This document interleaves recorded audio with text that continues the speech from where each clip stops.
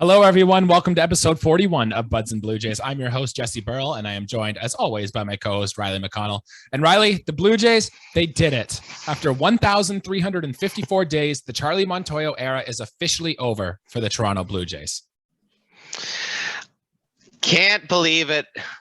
I think words don't actually explain it. It's hard to really believe and comprehend. We talked about it on the last episode. I mean, I'm a little bit upset, but at the same time, I love the shakeup. I don't actually know how to feel about this, Jesse.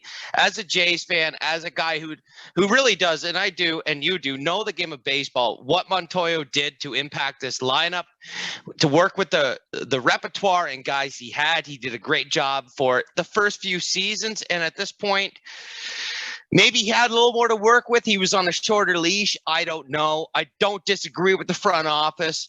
But I'll say this, man, it's TBD. And no, I'm not talking about the Tampa Bay Devil Rays in 2009. I'm saying it's to be determined whether I like this or not. I said that on the last episode. If you haven't watched it, go back and watch it. It's a great episode. Features friend of the show, Isaac Bass. Great guy, knows his stuff about baseball, Leafs and lads, the whole deal. But it's really to be determined for me, Jesse. I mean, I know you kind of feel the same way, dude. Like, I mean, it stings a little bit to lose your manager that's been there through thick and thin. But at the end of the day, I'll say boldly, like, I think it was maybe the right move. And hopefully we can turn it around from here, man. Yeah, I honestly did not think the Blue Jays were going to do it. When I woke up this morning and I saw the news that they had canned Charlie Montoyo, I was like, oh, crap, they actually did it. I really didn't think that they were going to make it happen. Charlie Montoyo has been replaced. Bench coach John Schneider will take over on an interim basis. And Casey, I think it's Candel. I don't know how to pronounce his last name. He is up now, and he will join the staff, taking John Schneider's spot as the bench coach. We can talk about John a little later and what he brings to the table. But first, let's get into the decision here to let Charlie go. And I'm going to tell you about Charlie's career here. He came up managing this team since the 2019 season.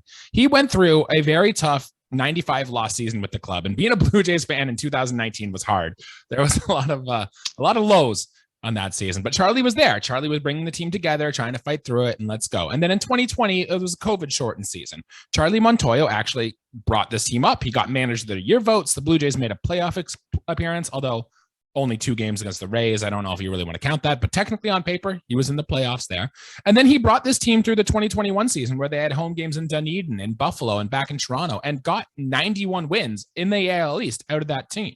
In fact, the Blue Jays were so happy with what Charlie Montoyo was doing that they gave him a 1-year extension this past spring, just in spring training.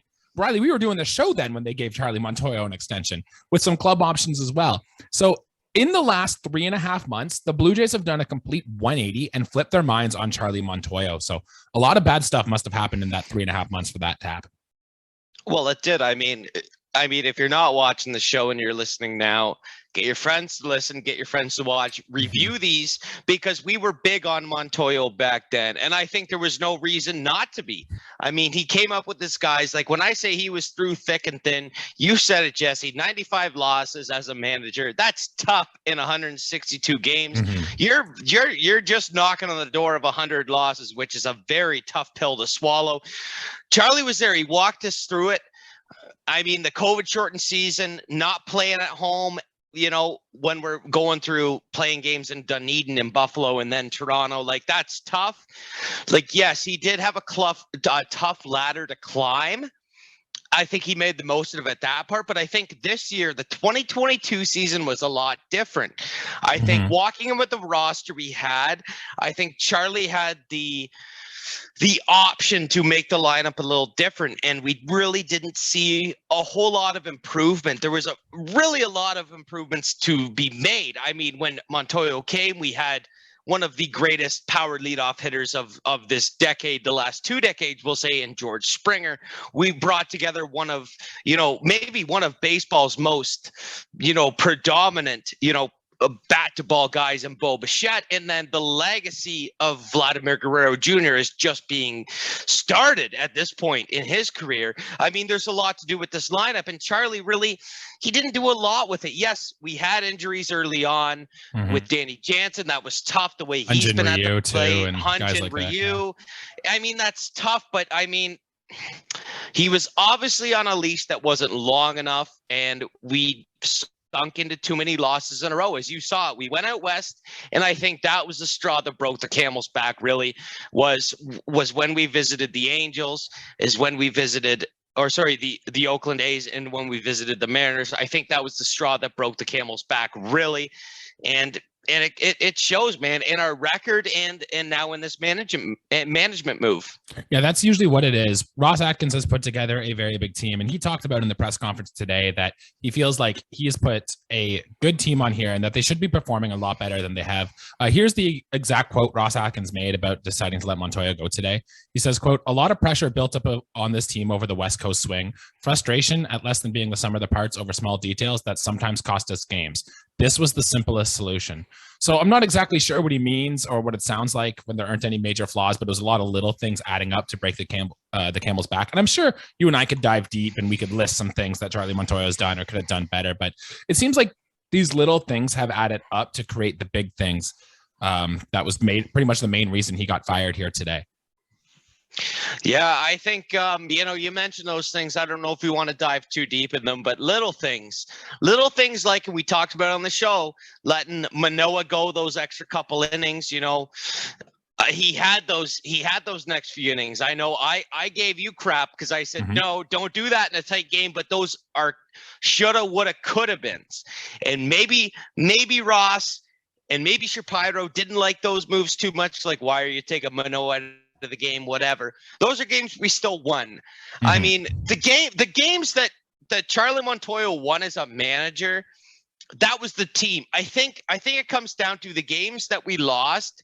I think there's bullpen decisions made, substitutions that Charlie made. I mean, I can't dive deep into it, but I think he lost us more games than he's won us this year, and that's not player reliant, that's managerial decisions. Which, in the grand scheme of things, listen, Montoyo's a very analytical guy. He came up with a very analytical system in Tampa, and I don't disagree with the way that ball's played. Now, I'm an old school guy. I don't particularly like it.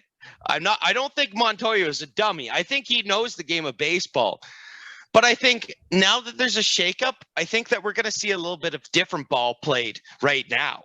And I don't know which we'll get into it more, but Schneider being a guy who came up with our younger guys, I think that, this could be a throwback to what they did in the minor leagues. Maybe Bo steals a little bit more bases, a touch more bases. Like, you never know. I'm really high hopes on this, that it's a good turnaround. Like, it has to be, or else what, Jesse? We don't make the playoffs. Yeah. We're on the cusp right now. That's what's got to happen, is things have to change. We have to be better in order to make the playoffs, because right now we're just knocking on the door. Our toe is in the door right now. Our foot isn't even in. Our toe's in the door. I mean, the Jays are only in a playoff spot right now is because MLB added an extra playoff spot at the beginning of the year. If this was last year, the Jays wouldn't be in a playoff spot at the moment. But before we talk into John Schneider and what he might bring for this team, I want to talk a little more about what happened here to get Charlie Montoyo fired. And there was a lot of talk too that Charlie Montoyo had just lost the team. And once you're a manager and you lose the feel or the voice of your team, you're screwed. Like, you can't get that back. Once it's gone, it's gone. And you and I, as Blue Jays fans, probably could have guessed that this was the case, but reports were coming out from Seattle. Like, Ryan Divish, who's the Seattle Mariners beat writer, wrote something that there was discourse in the Blue Jays locker room. Like, when news was going around today, Ken Rosenthal and Jeff Passan had reports that, there was discourse in this locker room. And Lourdes Gurriel Jr. posted something on Instagram about how, we know things are tough right now. Things are going to be okay. Things are going to get better. Vladdy posted something similar on his Instagram story as well. It's amazing that there was all this discourse and that outside reporters knew about it, but there was nothing from any of our Sportsnet reporters that was saying, Charlie Montoyo's lost the locker room, or there's all this things. And there was a quote after Montoyo got let go today. Someone asked an anonymous veteran Blue Jays player, let's see if I can find the exact quote here. Yeah. He was asked if this move surprised him at all. And he said, quote, "No." And that's all I'm going to say about it. So I think people kind of expected this, and I think letting go of Charlie now, even though it sucks, because we were really rooting for Charlie, we really wanted to see this happen, I think it makes a lot of sense, and I think it was ultimately something that the Blue Jays had to do. I mean, I don't want to speculate or anything, but I think that quote, obviously from a veteran, I think that's coming from the mouth of a guy like a Springer or a Stripling. And it's not confirmed. It's totally not confirmed. Like, this is just from the mouth of Riley McConnell. Yeah. That's my thought. Is that's where that came from, is a guy who's been in the league a long time, who's a veteran guy, who's played well this year. That's not coming from the mouth of a guy who's been struggling. Now, the only thing, Jesse, that kind of turns me the wrong way is that this firing wasn't before the first game of the Phillies series. I mean, this firing happened before a victory. I mean, let's be honest. We're here like, hey, we can clap. I'm not here with the broom. This isn't a happy episode, but Jesse, we just swept the Phillies. Sure Technically, we just swept the Phillies. Like, we're not here celebrating it though, but the dismissal happened after a win. So yeah, this decision was made before the game even started against Philadelphia last night. I mean, it's just, the timing is just strange for me, right? I mean, as a guy, let's pretend for a second, that we just won the game 9-0. We didn't win the game 9-0. We had a great pitching outing from Berrios, but which we'll get into later. Of course, but down on the phone, hey, tell Charlie he's fired after a good game. Whatever. That's a little strange. So the decision was made beforehand, and it didn't get, carried out until obviously today's game. Yeah, it's a tough time right now to be a GM because the draft is one of the biggest time for general managers. That takes place this Sunday, so it's coming up soon. And plus, the trade deadline's about a month away. So this is the busiest time for a general manager. And the fact that they now had to fire their manager and change their culture of the team is tough. I think to answer your question, though, the reason why they didn't do it then is they just had their first off day on Monday after that long West Coast trip, and that was the day was Julia Budzinski's funeral. So I think Charlie and a bunch of the coaching staff went down to the funeral to go be with Bud and them there, and I just don't think Ross Atkins wanted to fire him on the day he's going to a funeral for his friend and the daughter of his friend. So I think that's why it happened today instead of it. No. Yeah, no, certainly. And still, obviously, we grieve for Mark Budzinski and the rest of his family. It's terrible what happened to Julia and everything like that. I can certainly understand that as a person with empathetic and sympathetic feelings towards, a community, a guy who's been with the team for a long time. I understand that the timing might have worked out poorly in that way, but still an unconventional way to can a manager, in my opinion. That's all I'm getting at, Jesse. I do want to throw in one more thing before we start talking about John Schneider and what he'll bring to the table is Ross Atkins did mention that this isn't all on Charlie Montoyo. In fact, if this Blue Jays team does turn it around and go soaring, Charlie Montoyo is going to play a huge part in that. Like, he is part of the reason he did this. And look, Riley, I'm going to be frank with you. We're not having this conversation today if Bo Bichette didn't have a 303 on base percentage out of the 2-hole, if their so-called ace this season doesn't have an ERA over 5, if Ross Atkins acquires a hard-throwing strikeout reliever, we're not having this conversation because Charlie Montoyo is not being hired today, if that's the case. But we did say last episode, it's a manager's job to get the best out of its players, and Charlie Montoyo just hasn't been doing that. So that's why he got fired here today. I think Billy Beane was the one who said in Moneyball, the best movie ever created, the first guy through the wall always gets bloodied. Yeah. And in this case, Montoyo was bloodied. He paid the ultimate price in being fired, which does suck. And like I said, it's TBD. It's to be determined what actually comes of this, Jesse. And I know you are just anticipating as much as I do, dude.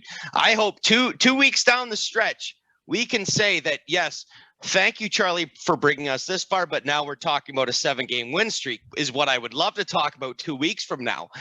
However, the reality of it is we're really close to the All-Star break, and we're barely making the playoffs, Jesse. So we need to do something. Yep. With the roster we got, man, I don't hate it. I'm not going to poo-poo on Atkinson. I'm not going to poo-poo on Shapiro because I think they're good GMs. I think the GMs that we got is some of the best in a long time, and I'm not going to crap on them. I'm a players guy. I'm not a management guy, but I will say if you're going to hire, front office guys, that these two guys are not the worst guys to have. They're some of the best in the league, and I trust in what they have to do, and I really hope it pays off for them. I really hope it pays off for Schneider and obviously our club's record, because we sure as hell, Jesse, need these wins down the stretch. We're knocking on the door of August, man. After the All-Star break, hello, we're in August. This is where baseball really cracks down. Yep, Ross Atkins and Mark Shapiro have had their plan. They've done everything they said they were going to do coming in here, and now this is their window. This is the time where they have to win. Charlie Montoyo wasn't winning, then he can't be part of this plan. He finishes his MLB career with an exact 500 record, 236 and 236. So, Riley, one quick question and answer it really quick. Is this the end for Charlie Montoyo in his MLB career, or do you think he lands on his feet and gets a job somewhere else? He's going to be a bench or a base coach at some point in his career, whether that be with the Reds, the Padres, the Angels, the Mariners, the Athletics. Somewhere he's gonna land back on his feet. You can't not have this guy in a major league club. He's too good for the game of baseball. He's too good. He's too passionate. You can't not have this guy in a major league clubhouse. He especially obviously goes good with the young guys. I would love to see him on a rebuilding team. I would love to see him, even if it's not a manager spot, a bench coach, a third base, first base coach, whatever. Would love to see him in the MLB once again. And I'm sure it's going to happen in the next 5 years. I think that's his window for sure. Whether he touches the minors or not, he'll be back. He'll be back. Good. Well, Riley, I would like to welcome you and all of our listeners. We are now officially in the John Schneider era of Blue Jays baseball. You mentioned earlier there, he was the manager of the New Hampshire Fisher Cats in 2018. He's managed guys like Vlad Guerrero Jr., Kevin Biggio, Bo Bichette, Santiago Espinal, Lourdes Gurriel, and others in the past. He's quite familiar with this team. Now, I do not think John Schneider is going to make like a super noticeable impact right away, because there were already reports that John Schneider was basically running the team as it was anyway. And there were a few reports that John Schneider was likely going to be a candidate for maybe other managerial jobs coming out of the season if he was still a bench coach by season end. But John Schneider said, quote, "I always felt like I was destined to be the manager of the Toronto Blue Jays." And in the game today, there just seemed to be good vibes everywhere going on. Like, I haven't seen Bo Bichette smile like he did today in a long, long time. And like, that felt great. And I thought not only that, he tried a hit and run in the third inning of this game too, which you never saw Charlie Montoyo pull out hit and runs. Maybe that's just John Schneider showing off, hey, I'm the new guy. I got to make it look like I'm impacting something here. And I don't know, the team made really good approaches against Zach Wheeler. Now, whether that's on John Schneider, I don't know, but I want to give him some credit here. And yeah, now that he's the manager here, I really think we're going to be full set ahead for John Schneider. I watched his press conference. He seemed like he was a very good communicator. He seemed like things were going to go really well. He just seemed like a guy's guy, you know? And I think maybe that's what the Blue Jays need. He's younger too. He's now the third youngest manager in baseball, which will help with his young core on the team. So yeah, let's see how he runs. Oh, that's all baseball is. Like, I think you've said the quote, like, you're just looking after guys in the clubhouse, and communication that's number one, man. That's number one. I don't think age makes a big difference. I mean, I'm just going to pull the age of Tony La Russa. I won't pull his name actually into this, but you could be 850 years old like Tony La Russa or John Schneider's age, and you can still make that kind of impact to the game. It doesn't matter. Just know your guys, know the clubhouse. You know, it's good that things were kept light early on in his career. And in his career, 100% winning percentage. I don't hate it. I don't hate the start. But we're 1-0 in the John Schneider era, baby. Let's see what happens after this, Jesse. Like, this is important. This is so important, man.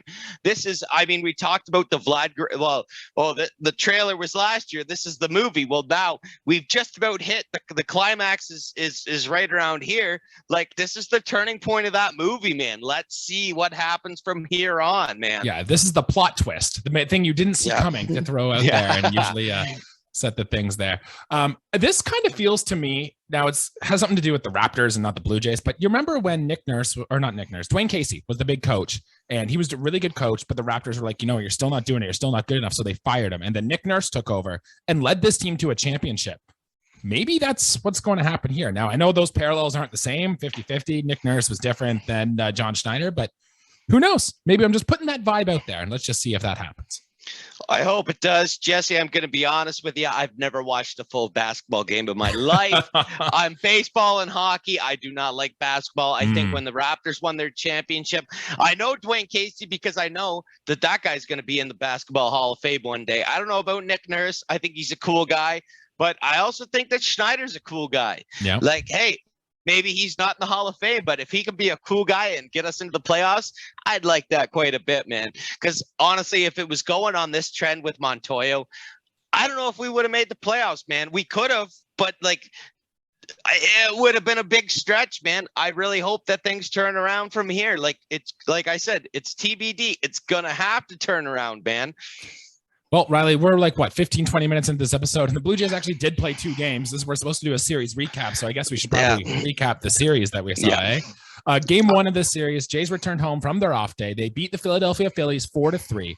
Jose Berrios had an amazing start in this one. 7 innings, 13 strikeouts, ties a season high in strikeouts. 20 swinging strikes, too, for Jose Berrios in this one, which is by far the best he's had this season.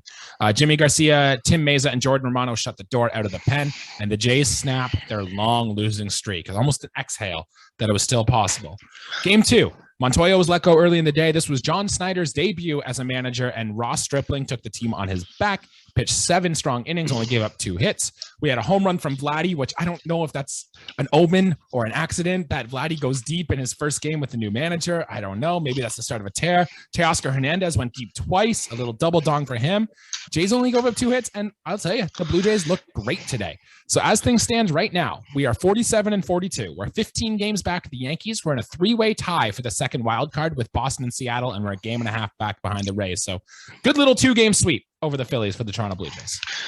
Let's go back to today and that Vladdy home run. Jesse, you're the analytics guy on this channel, man. You know exit velocity's angle, dude. You got your protractor out there on the baseball diamond and basically measure every home run to the millimeter.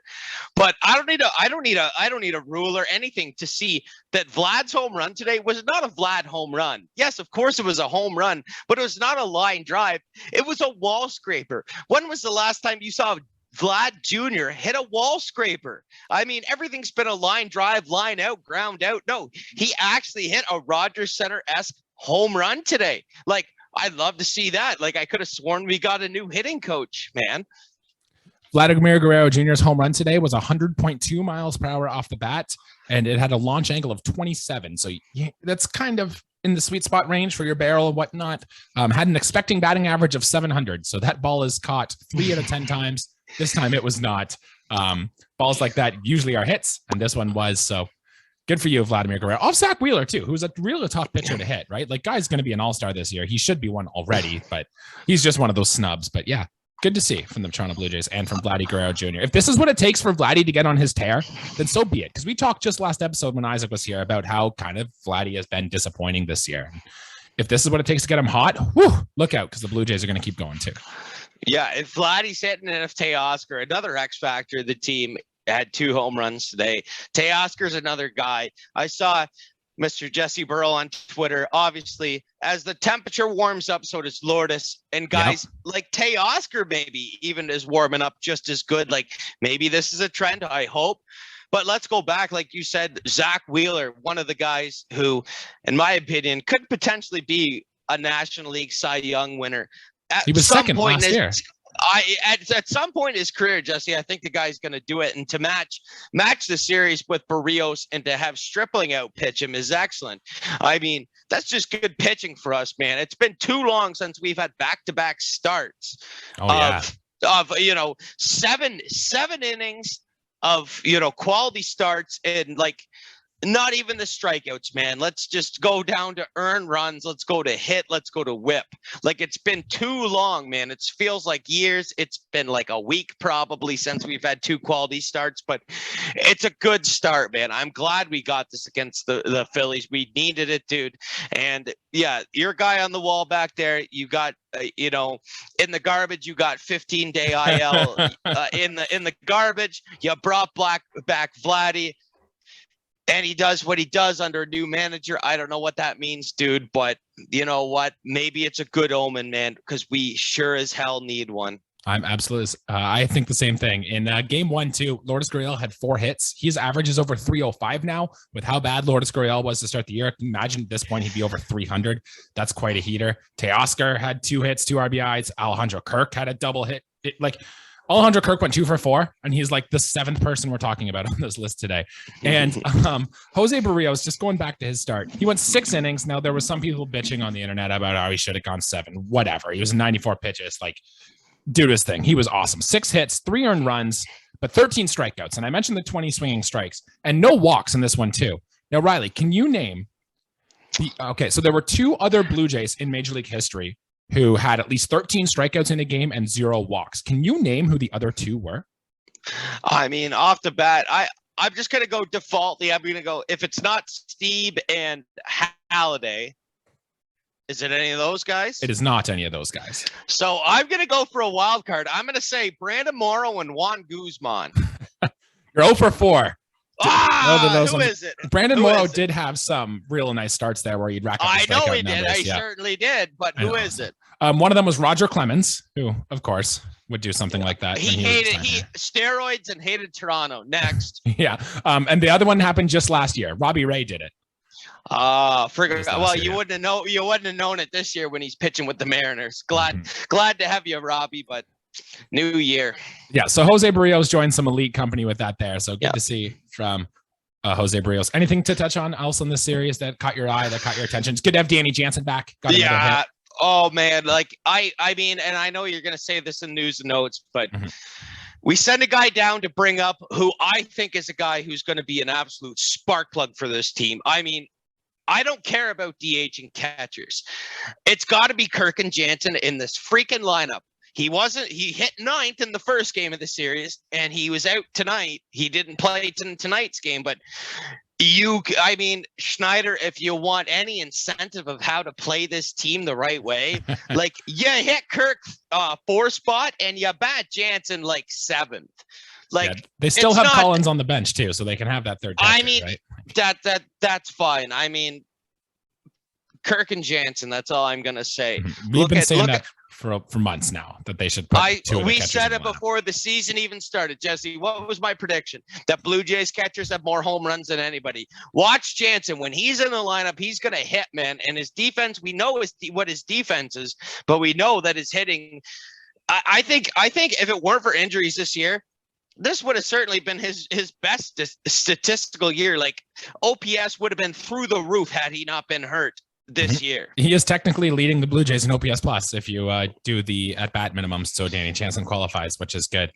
Going on to our other news and notes, that was one of them. Gabriel Moreno was sent back down, as we talked about in prior episodes. We think that was going to happen. Kevin Gausman is good to go. So he had his bullpen session. He can get that length off his ankle now. He seems like he's going to be back to normal, and he's going to get the start on Thursday against the Kansas City Royals. So that's another positive thing going in the Blue Jays direction here, is that Gausman is back and ready to go. We'll see how he feels and how he looks in that game.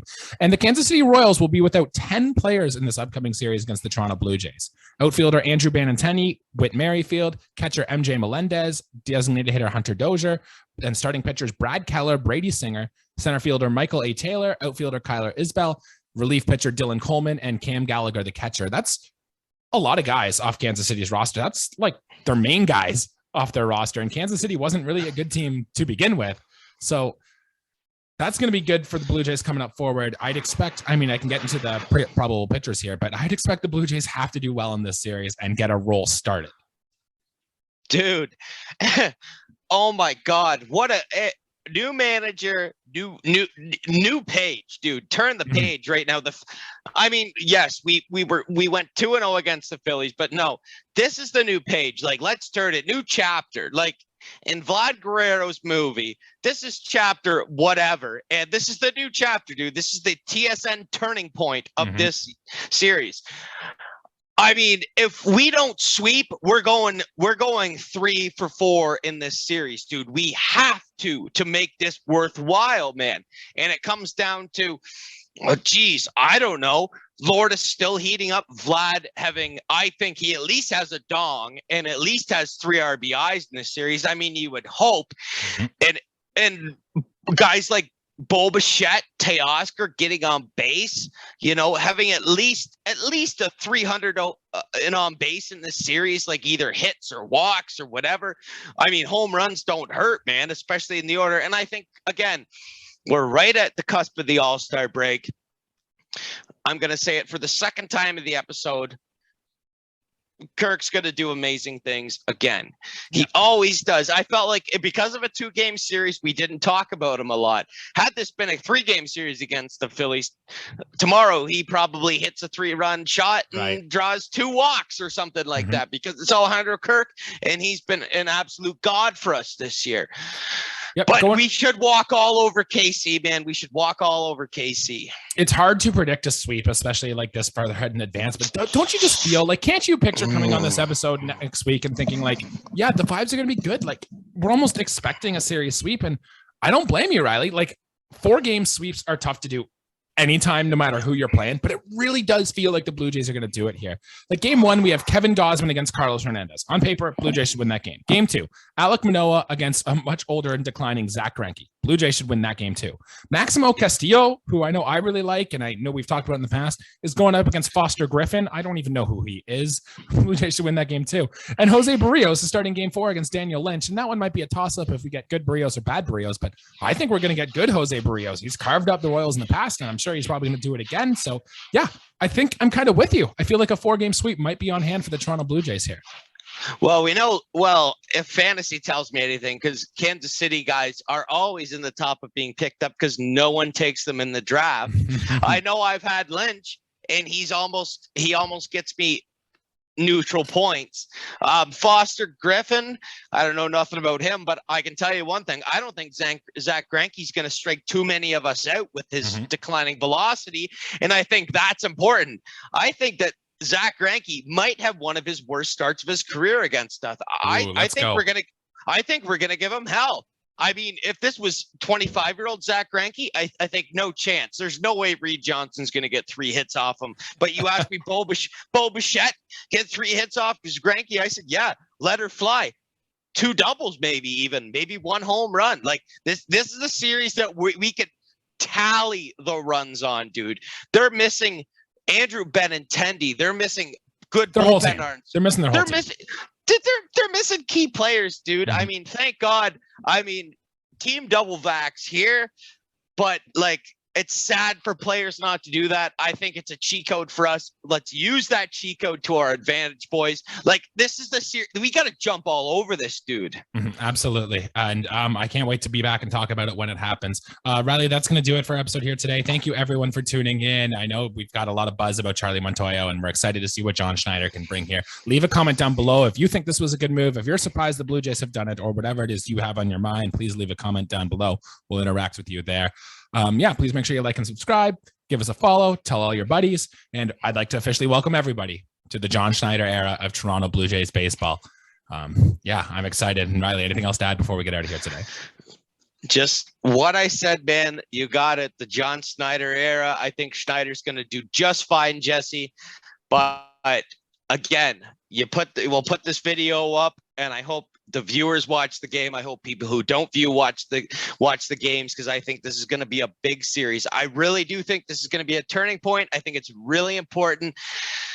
And if not a sweep, I think we take 3 out of 4, and it's just the start of things to come, man. I really believe that, man. Power We're really all feeling the way good for these right? guys. We're feeling refreshed. Feeling great. Yeah. Yes. And that's what matters. All right. Well, goodbye, everyone. We'll see you again on the weekend to recap the Royal Series. Thanks, guys.